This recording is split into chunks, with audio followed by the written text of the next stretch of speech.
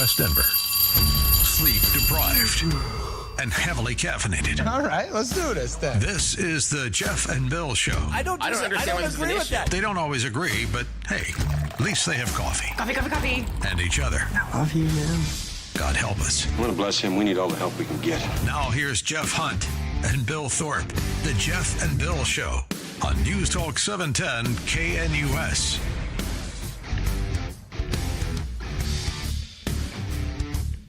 Seven a.m. in the Mile High City on this Tuesday, July 29th, 2025. Good morning, Denver, Colorado. You've tuned in to the Jeff and Bill Show, News Talk 710 KNUS. I'm your co-host, Jeff Hunt, along with Bill Thorpe, bringing you the freshest insights, hottest takes from the right, left, and center. Coming up this hour, we're going to talk a few things. We're going to the James Craig trial. We typically do that during the 6 o'clock hour, but because of an interview, we're going to push it a little bit later to this hour.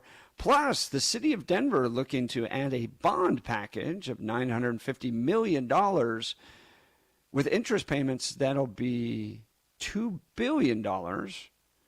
And the Denver mayor, in light of this, would like to add $15 million for an American Indian cultural embassy. Is this the right decision for the city of Denver facing a $250 million budget deficit? We'll get into that and more this hour. Now is time for News and Comment with Blake Olson. Blake Olson, News and Comment.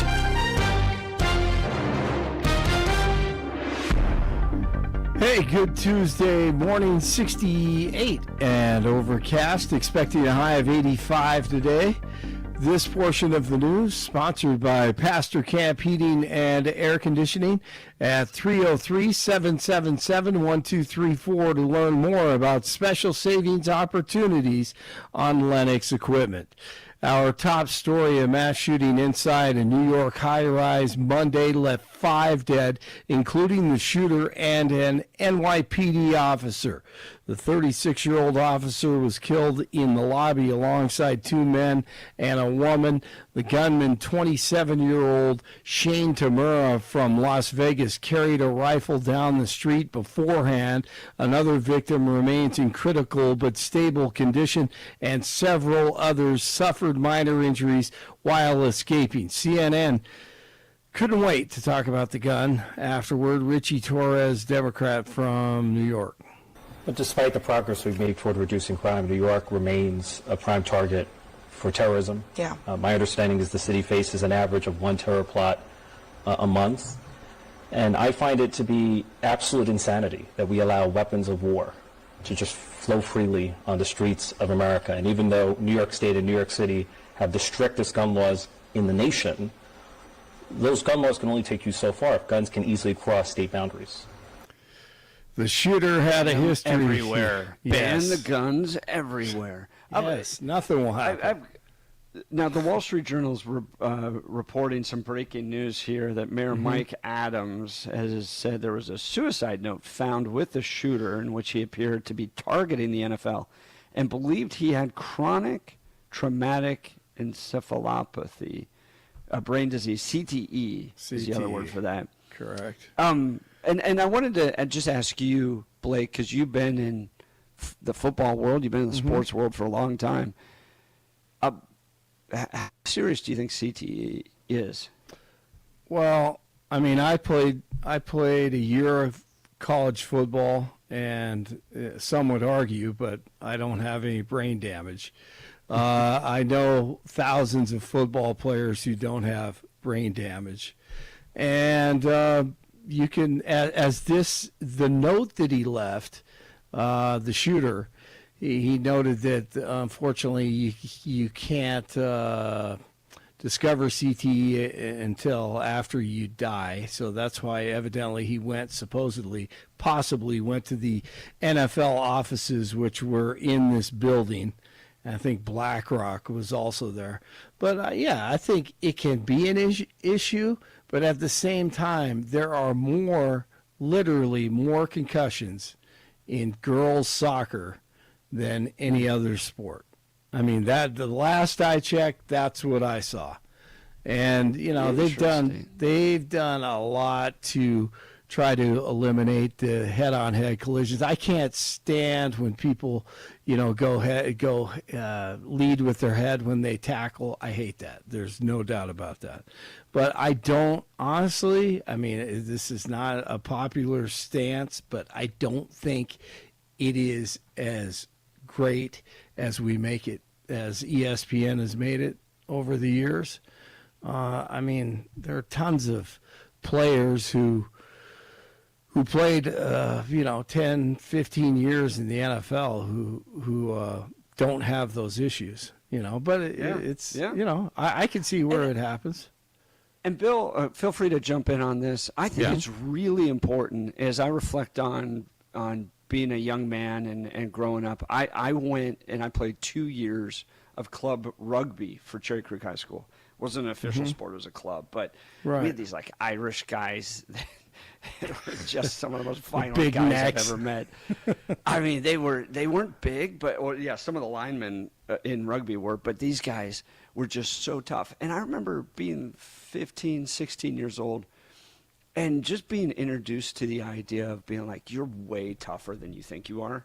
Like, like you can handle a lot more. You can get drilled to the ground, and you got to learn to get up, and you got to learn to keep moving forward. And I think about, soccer is similar. Like people don't think soccer is as maybe rough and tough as football, but it is. It's a pretty violent sport.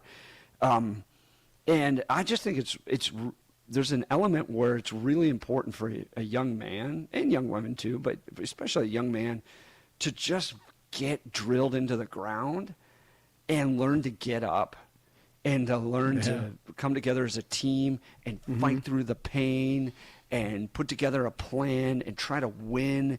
Like, so much of life is that.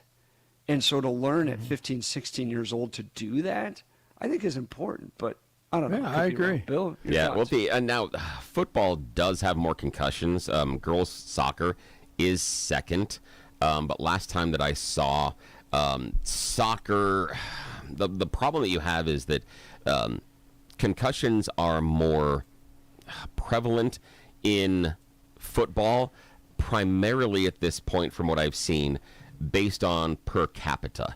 That you have in men's soccer, you would have a higher instance of a concussion per number of people playing. So if you had the exact same number of people playing football as the exact same number of people playing soccer, you would expect more concussions to happen in the groups that play soccer than the groups inside of football.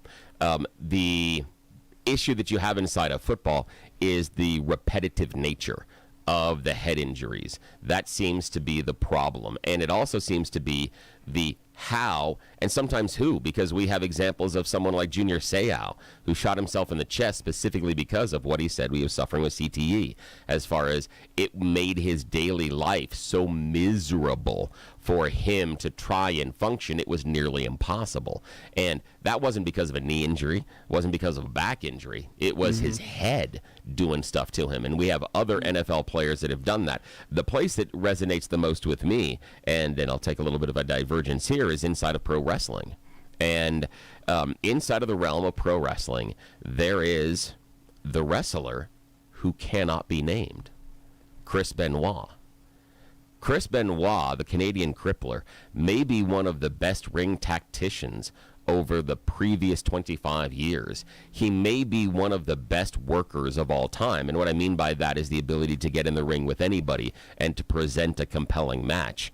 But Chris Benoit went with a finisher called the diving headbutt.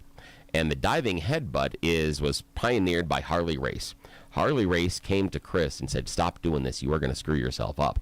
Chris didn't listen. A diving headbutt is when you're up on the top turnbuckle and your opponent is laying prone in the ring, and you leap through the air and you smash your head down onto their upper body. And what that happens is you're hitting the front of your head and your skull against their body, and your neck is snapping backwards. What's happening inside of your skull is your brain is smashing the front of your skull and then smashing backwards into the back of your skull.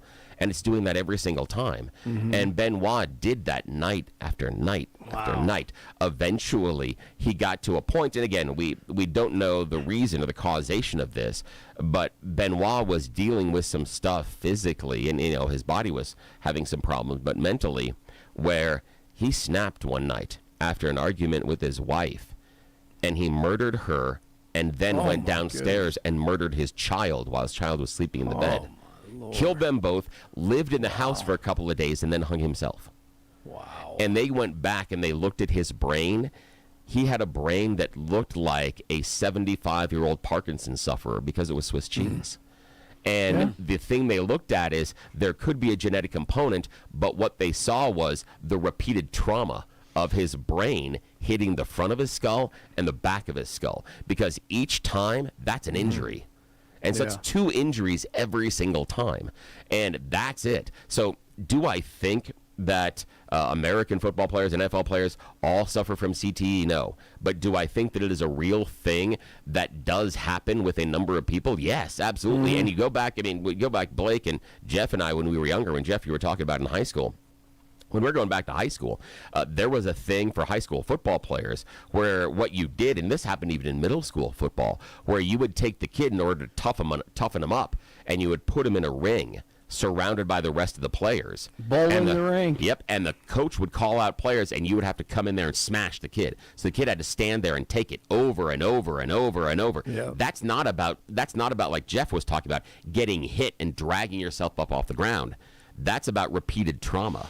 And in instances like that, it is more likely for you to develop a concussion. I have several concussions from playing soccer, and in part, that to me is also technique. And you talked about it as well, Blake. The idea of how we are tackling. Too many people back in our day, Blake, led with their head. They were a missile, and it was that point of attack was the crown of your skull.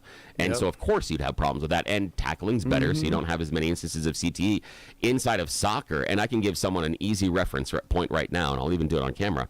You can find the best place to head a soccer ball. You put your tip of your finger on the tip of your nose, and then you ride it straight up the ridge of your nose, up your forehead, and right as your forehead crests into the top of your skull, there's a bump there. There's a ridge. You can feel it.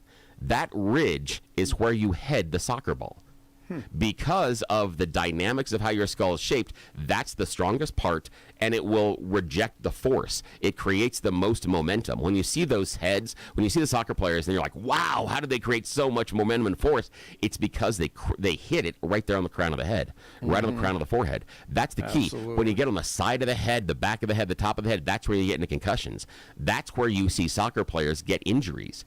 And when they come up and they hit and they head the ball correctly, you're fine. You come up and you're smacking that thing on the side of your forehead, and you'll see this, side of your head, even the back of the head sometimes. That's the trauma that ends up rattling your brain that causes the concussions. That's where I went up on a corner kick and was challenging a ball with someone and missed and slammed my head into the goalpost. Yeah, it was metal. That was a concussion. I when they talk about ringing your bell, 110%. Saw the stars and everything else. Yeah. Was that when Trump derangement syndrome started? No, he wasn't even on the scene. This was years and years ago. He wasn't even on the scene. I mean, you'd have to go with like Bush or Clinton derangement syndrome at that point. So it's years ago. It wasn't fiberglass. Yeah. It was actual metal. Yeah, this was steel. These things make and you're like, oh, geez. Yeah, so now they make those things a little softer. Actually, they're using they do. Plastic and fiberglass. Yeah, so I do a CTE thing, and I think that the NFL is doing the right thing, and I think though that I don't think this issue of CTE can be corrected at the level of the NFL. This has to be corrected younger. It has to be corrected with things like the bull in the ring. You have to eliminate those type of drills and teach they the have kids proper technique. Yeah, and teach the kids proper technique, and that's the thing for me when I was coaching. I worked as hard as I could. It didn't always, I wasn't always the best teacher, but I worked as hard as I could to teach the kids how to head that ball. There are times in which you're looking at it's coming through the side of the head. It might be better served for you to try to deflect that ball differently than trying to go up and challenge that ball. And I always tell my kids that if you're going up there and you're going to smack your head against another player, and you see it all the time in soccer, don't do that. There's no reason to do that. All you need to do is you need to get 3 inches away from where that guy's going to head the ball and make sure he can't drive the ball where it's going. That's all you have to do. All you're trying to do is prevent him from heading the ball. I don't have to challenge you to get that ball. cares about that. I just have to prevent you from putting the ball in the direction you want to make it go. That's all I have to do. And that doesn't mean I have to crash my head into your skull. So, yeah, it's being smarter. I will say this to both of you. Yeah. They have done an amazing job in at least high school and college football and the NFL to eliminate, you can't do Oklahoma drill, which is similar, not to Bull in the Ring, but it is definitely a head-on type drill. And you legally can't do that in practice. Bull in the Ring, you can't do it, and you can't do the gauntlet for the most part in high school football, but they have, and college football, and they have really minimized the contact and taught defensive players how to tackle. Yeah. You got to have your head up and you got to tackle with your chest out, and you can't lead with your head. You can't lead with your helmet, and I feel like they've done a good job. Oh, yeah, and that at the core, we have to understand, just like Jeff, going back to the beginning here, that Jeff talked about, is that football is a violent sport. Soccer is a violent sport in different ways, but they're both violent. And trying to legislate away the violence isn't going to work. It's about technique. Football and rugby too. Yeah. Those are collision sports. Yeah.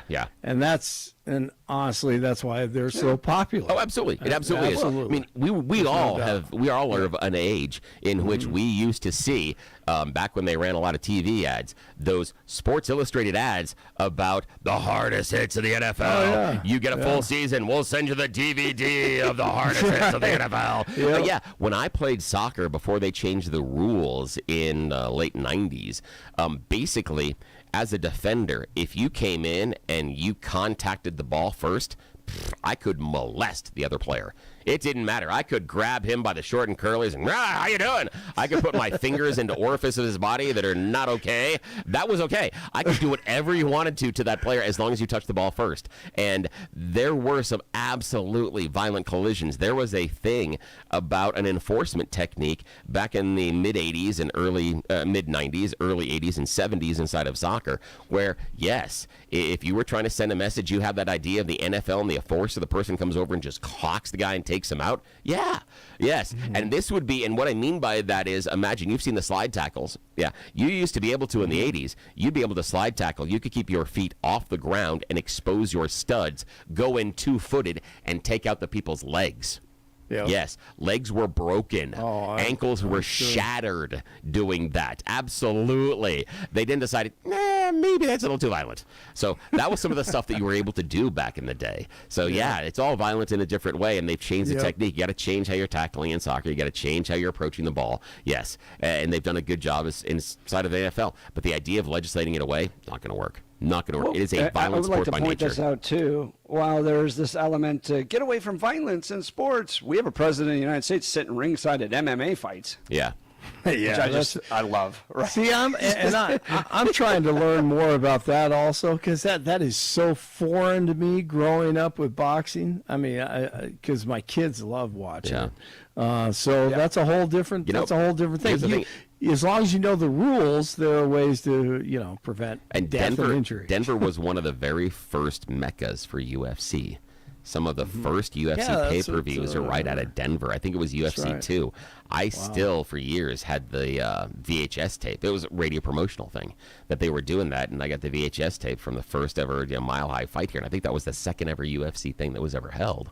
So, yeah, we've got a long history of doing that. Yep. And again, you get in the ring and things like that, that's okay. There is a place and a point as far as violence inside of sports. However, we could go down the UFC line. There was one of the most recent UFC fights where dude got knocked down 8 times. At the end of the fight, you could tell he was not there. That fight, if it was a boxing match, would have been stopped earlier. So now there's this conversation inside of UFC about the idea of being able to stop that fight earlier. Because if you looked at this guy after the fight, he should not have continued. They should have stopped it well before the 8th time he was knocked down. It should have been 3rd or 4th. You could tell he had nothing left. He was out. He checked out. He mentally wasn't there. He could not defend himself. But the fight kept going. Yeah, so that's going to be a conversation. That's for another day. Now, Jeff, you know that Deion Sanders, who, by the way, had a big press conference yesterday announcing that he's cancer-free after undergoing surgery for bladder cancer. But when he played, he always avoided tackling anyone. Okay, and they would he played corner, and one of the greatest quotes. You've probably heard it, maybe you haven't, but someone asked him about tackling. I can't even remember who it was, but he said, "Yeah, I'm making a business decision."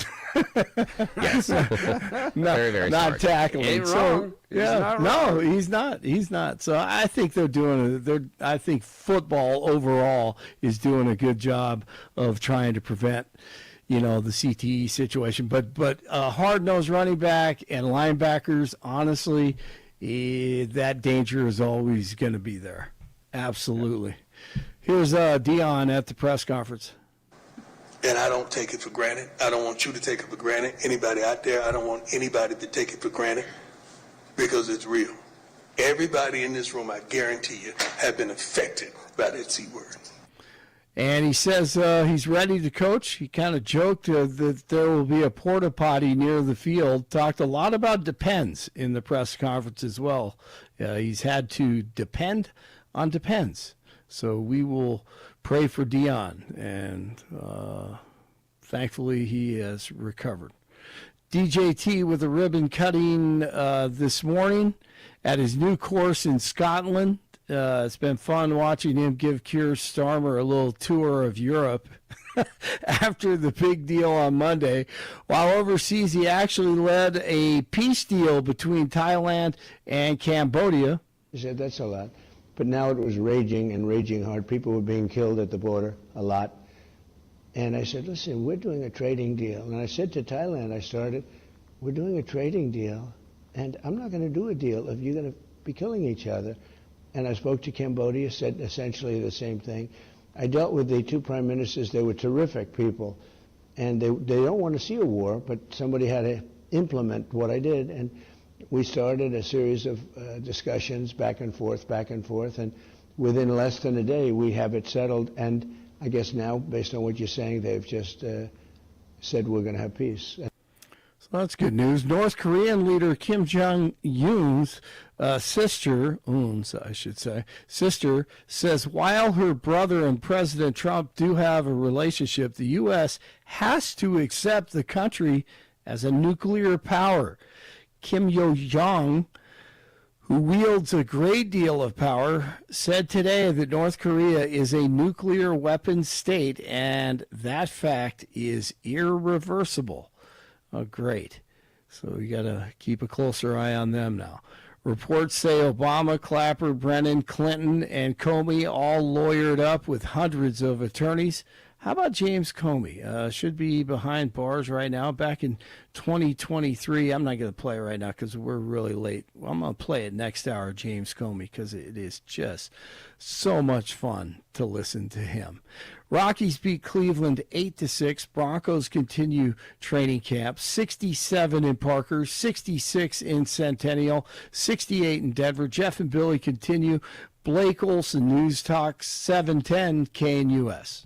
Your KNUS forecast for the Denver metro area calls for cooler temperatures today. Frontal system, some monsoonal moisture, and weak upslope going to keep readings mid and upper 80s. There will be scattered afternoon and overnight showers and strong thunderstorms, small chance of a severe storm. Mild and pleasant temps Wednesday through Friday, low to mid 80s with showers and thunderstorms. Weather is a service of L&L Heating and Air Conditioning. For quick, trustworthy, and dependable service, call L&L Heating and Air Conditioning at 720-851-1691. Visit them online at bestdenverhvac.com. That's bestdenverhvac.com. You'll be comfortable with L&L. I'm meteorologist Mark Huer in the 710 KNUS Weather Center.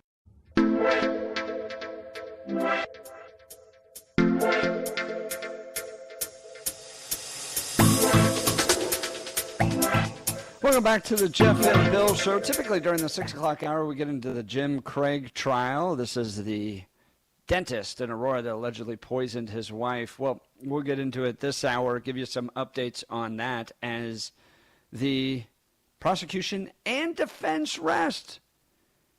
And James Craig didn't take the stand. Bill, what did you think of that?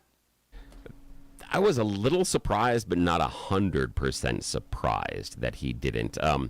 I was skeptical that he was going to in the first place, simply because he's told so many stories and there are so many open questions inside of this, and it's not his testimony, it's the cross. That's where he's going to get himself in trouble, is under cross-examination. Yeah. And it's questions that you and I had during this. The idea that, wait, you had this woman that you met at the dental conference, yet while you were telling her that you're falling for her, you're texting this other woman that you met like same day? You're having 4,000 texts with this woman that you're falling for, but you're still texting other side pieces. How has this happen? Questions like, you say that your wife was suicidal and you guys were playing kind of a game of chicken. You were daring her to do this. But you have a lot of searches about poisons, but we don't have any searches about getting her any mental health. You don't have any searches about talking her out of it. You don't have any searches about this. And if I was on the prosecution team, the one question I would have would be the idea of, how do you square this with being the father of your children? That you're telling the court and the jurors today that in order to be the best father and husband possible, you needed to help the mother of your children end her life? That's the way that you were being the best spouse? So weird. Yeah, that's the thing. I personally believe that his lawyers had been working on him for a while, because the lawyers understand getting him on the stand is dangerous. And so they didn't want him at all, but they can't stop him. But I think, and again, I am just playing armchair lawyer, and who knows, I could be completely off. But the Sean Diddy trial and how that ended helped a lot in my mind, that I believe lawyers can go, no, and they can go, look, and they're using the same thing. Yeah, he's a scumbag, but he's not a murderous scumbag. Same thing. They're using the Sean Puffy Combs defense. So if it worked for Puff, can it work for you? And I think that would be, if I am that defendant and I'm accused of these awful crimes, if I have another high-profile guy that is accused of awful things and they avoid most of the charges and still don't testify, I might be convinced. Because I know that my lawyers were going to be just fine, but it is, can I hold myself against the defense? And the defense has a lot of opportunity to drive trucks through holes in Dr. Craig's alibis. I mean, we even have from testimony that even the stories that he told the police are different about his wife challenging him on committing suicide. Even those narratives are different. So there's some problems here. It fell apart, and yesterday was wild because he has this 4-page iPhone note. Okay? So this is from Channel 7, Denver7.com. Court resumed Monday morning with more testimony from the lead detective in the James Craig case, Aurora Police Department Detective Bobby Olson. Olson testified as the trial was just getting underway nearly 2 weeks ago, but it was brief. She ended up being the witness who spent the most time testifying throughout the trial, accounting for roughly 2 days on the stand. Olson started her testimony discussing the 4-page iPhone note James Craig allegedly wrote before investigators seized his cell phone. So just a reminder, dude shows up to talk with police with a 4-page iPhone note explaining what happened. I'm sorry. Like, Bill, if you're innocent, you don't have a 4-page iPhone note explaining what happened. No. You do that when you're trying to get your story straight. Yeah. This reminds me of there's an old story of 4 college students who went on like an overnight over the weekend and had some fun and ended up missing class on Monday morning and show up and they tell the professor, "Oh, we got a flat tire. We got a flat tire. We missed class. We're sorry." They didn't have a flat tire, but that was the story they concocted. Okay, and so the professor goes, "No problem. Sit down, take the exam. I'm gonna put you guys in separate rooms. Take the exam, and we'll move forward." Students are like, "Oh, awesome. We got away with it. We had a great weekend, all that stuff." Sit down, open up the exam. One question. Which tire? That is perfect. Oh yeah. It smacks of somebody trying to get the story straight. Yeah, I pulled that. I pulled that out on my kids a couple of times. 4-page iPhone. Yeah, told my kids, I'm like, listen, I have broken laws you haven't considered yet. So I've done those questions. So I'm like, that's the story, huh? What about this? And they go, okay, I know. Yep, okay, you're all grounded. yeah, we've had the conversation. We've done something similar. Yes, we have. Yes, very smart. The note is the first written statement by the suspect presented to investigators about what supposedly happened to Angela Craig before his death, or before her death. And what's wild about this note is he admits poisoning her. Yeah, he just says it was her idea. Yeah. He admits that he was part of this whole scheme to poison her. Yeah. But it was just Angela's idea. Prosecutor Michael Morrow presented more portions of the note, including one section where James Craig talks about cyanide capsules and a syringe. She told me she intended to drink eye drops again and then to do cyanide. She asked me to put it into a capsule. Again, weird. Why would that be a delivery mechanism? But I mean, you just admitted you were part of this. Yeah, that you're doing it. So either you're the dumbest person out there who's like, oh, well, yeah, I was part of it, but look, it was her idea. That becomes your defense, which you'd think you'd be like, yeah, you're admitting to being an accessory at worst, or at best, and an actual murderer at worst. So he admits that he helped put it into the capsule. Then the note continues, I got her part of these drugs, clindamycin, which is a prescription, and filled it with 200 milligrams each of potassium cyanide. I got her the medicine and filled it with 200 milligrams each of potassium cyanide. She asked me to do something like a dozen capsules. I mean, Bill, nowhere in this is he going, well, I thought doctor-assisted suicide was legal in Colorado, and I was just helping her. Like, that didn't become a defense. That would actually become a rational defense in my mind. But they've never said that. No, and the other part that's really, really difficult is based on what both the prosecution and the defense have presented so far, we see no indication from Angela Craig that she is considering ending her life. I mean, not even getting to the point of journals. What poisons, how much to take. We don't have a single reflection of her, and this is one thing that I was looking for, and this would have helped the defense because we know that she was in the hospital a couple of times. We all know that she was having some health issues. There's no reflection on it didn't work. I need to up the dose. I know people that have attempted suicide. I know people that have been successful committing suicide. And those that used drugs and did it medically, there are ones where they tested it first and they had to up the dose. A member of my family cut their wrists several times because it wasn't big enough or deep enough the first time. That's what I'm looking for. I have experience with this. I don't see it in Angela. There isn't anything throughout the course of the trial presented by either the prosecution or the defense that shows Angela was, one, considering suicide, two, had made any sort of a plan, because rather than wondering why she's sick, she would know why, and she would be talking about wanting to change the dosage. There would be discussions between she and her husband about, we need to try more of this, less of this. This is all him. It's a single voice in the conversation. And Bill, you have her on camera from within the home criticizing her husband about insinuating she's suicidal.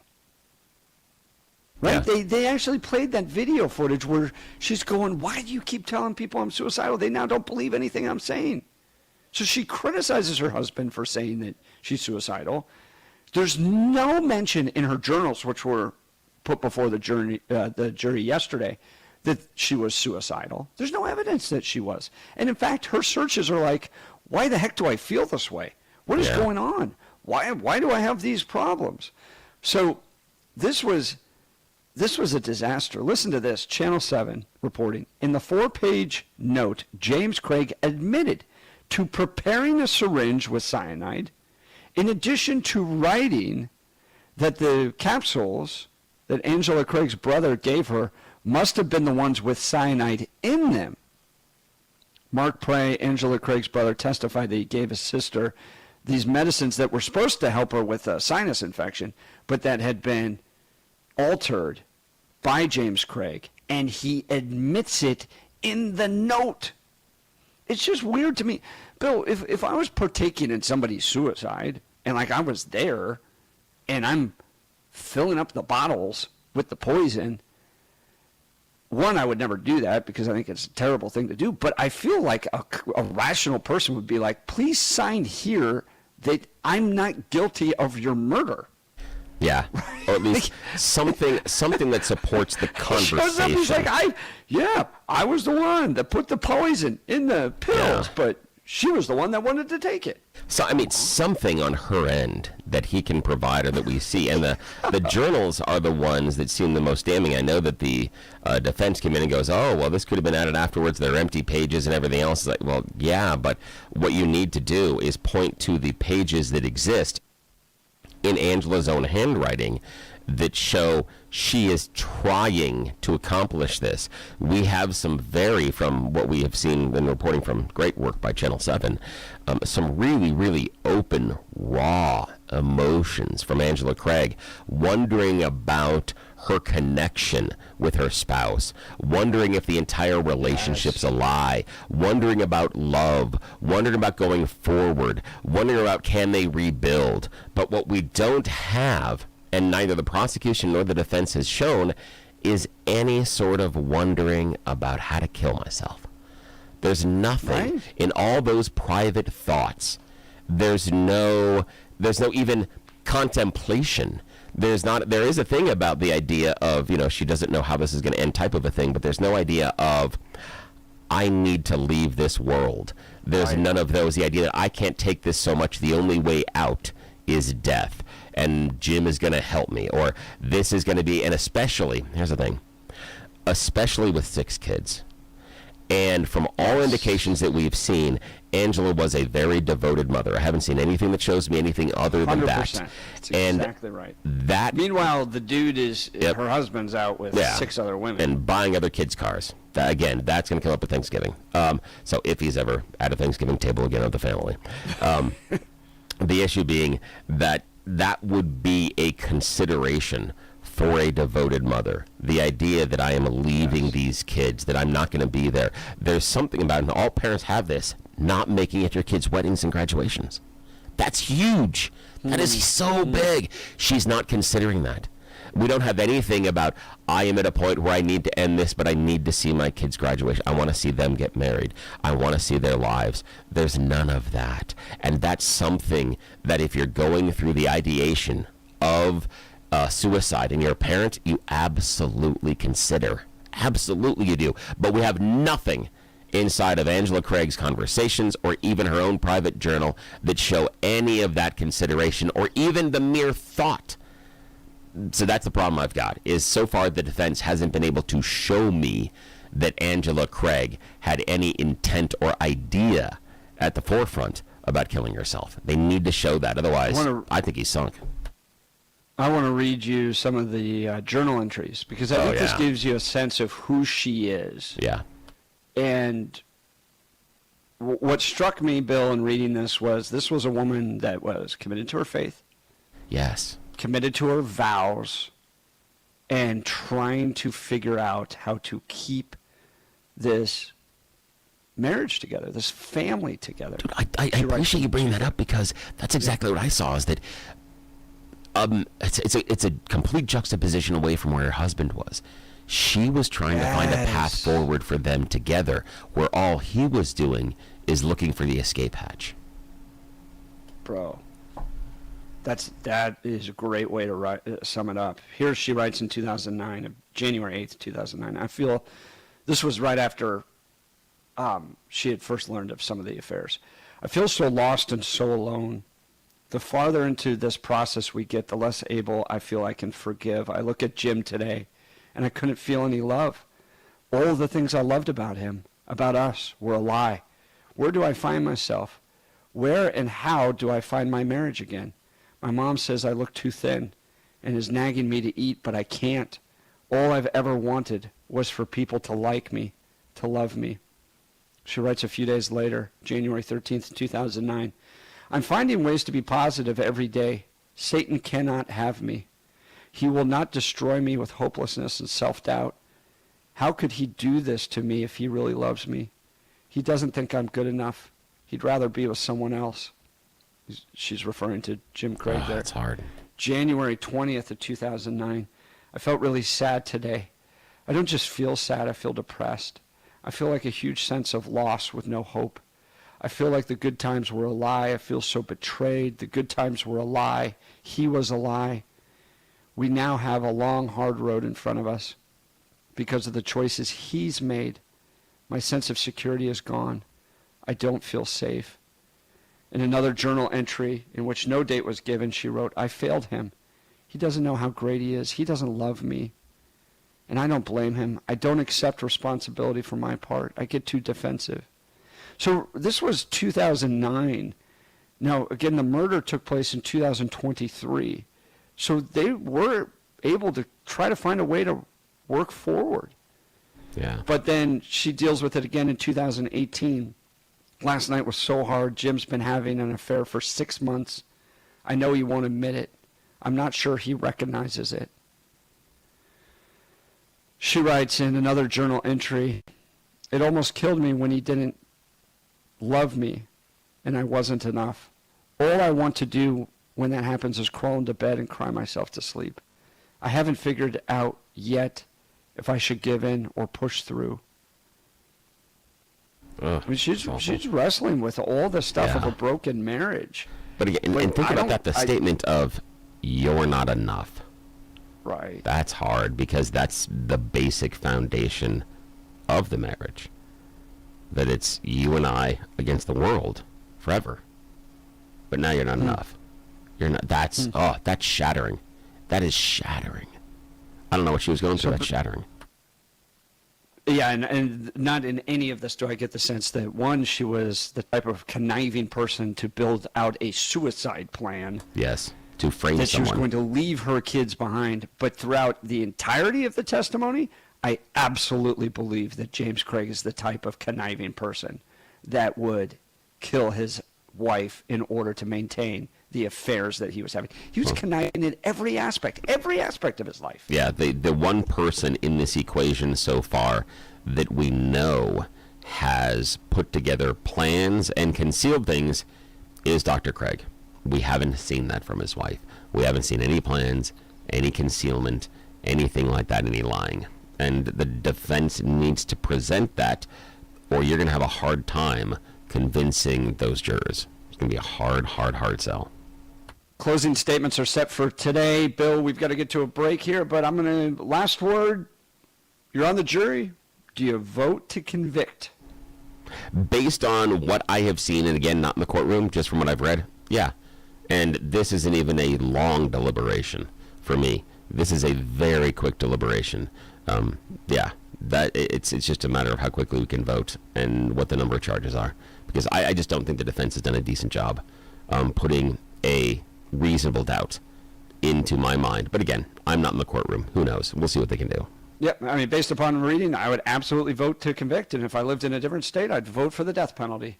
What he did to this poor woman deserves justice. And justice, in my mind, is death at the hands of the state. So, we'd love to hear from you. Give us a call, 303-696-1971, 303-696-1971, or feel free to text us on the Dan Caplis Law text line at 720-819-5115, 720-819-5115. You're listening to The Jeff and Bill Show. This is Denver's Talk Leader News Talk 710 KNUS.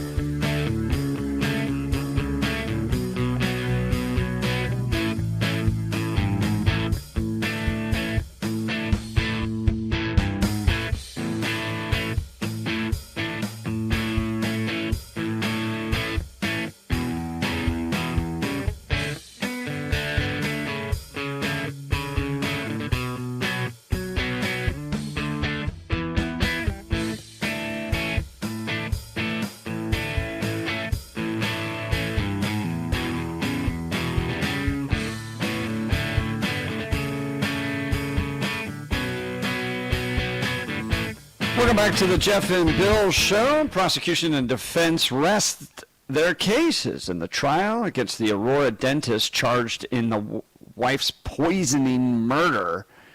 This has been a case that the nation's been following, and both sides rest. So you'll get closing arguments today. Bill, chance that we may have a verdict today. Do you think we'll get a verdict today? And what do you think that verdict will be? I hope so. I think it'll be quick. I mean, again, if it was me and I'm on that jury, and this is why I have been kicked off so many juries, it's a good thing. It's a very good thing.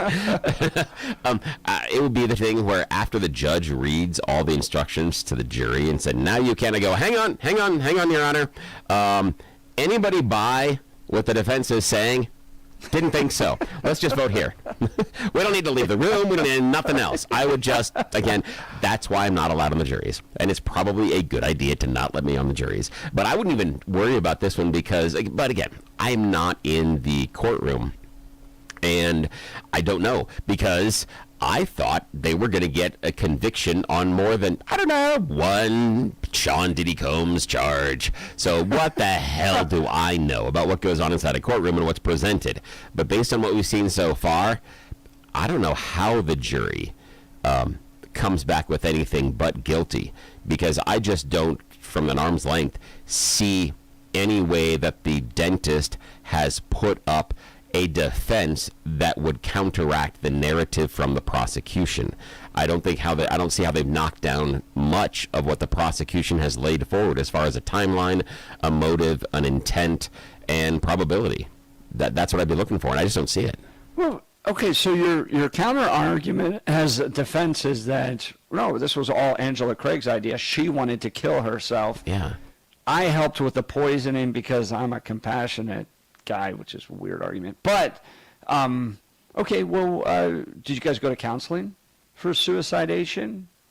Yeah. Because you don't just one day decide, we're done. Okay, honey, I'll order the poison. It's typically like a long journey of we tried to make the marriage work, it didn't work, she got suicide, she had the suicide tendencies. We went to the counselor. Oh, here's the counselor to testify about the means we had to try to address the suicidal thoughts she had. Oh, no, that person doesn't exist? Well, look at this.